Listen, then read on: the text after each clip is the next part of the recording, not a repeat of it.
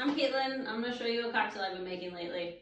I know in San Francisco you have just the most perfect weather all the time forever, but here in Chicago we have seasons, and we are in the changing of a season right now. We're moving into beautiful fall, where it gets a little bit darker and a little bit cooler, and so what we're drinking does the same thing.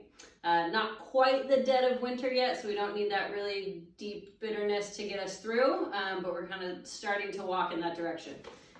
So what I'm going to show you is super easy to make at home. This is Alessio Vermouth de Torino. It's a super rich, bitter, delicious vermouth that's great in classic cocktails and also just to sip on its own. We're going to do 1.5 ounces of this to start.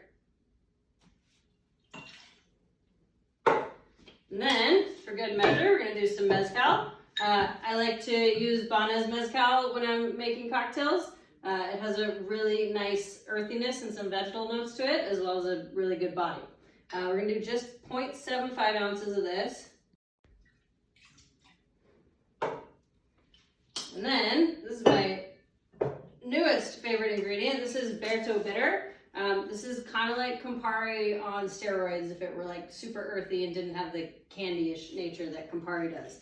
So you have to use it sparingly because it's super bitter, but really delicious and does fun things in cocktails.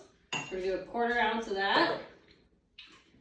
And then, this is pretty bitter as it stands right now because we're not quite ready for all that. We're going to do a bar spoon of this Tempus Fugit creme de cacao to kind of round it out. So this is, again, rich, dense, bitter, chocolatey, nutty. Really is going to just kind of soften all those hard edges that we have going in the cocktail.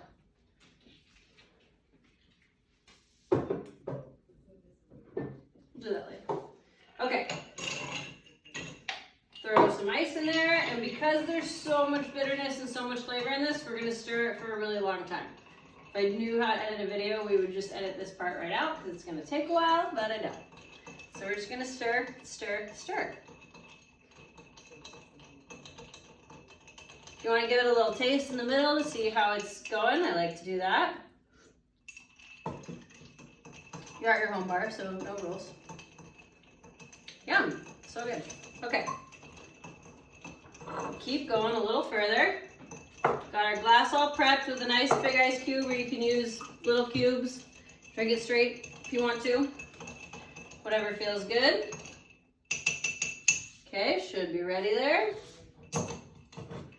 Strain it right over. Make sure you get all that good stuff out of there.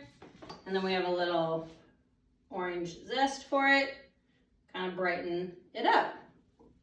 There you go. Voila. Tell California I say hi.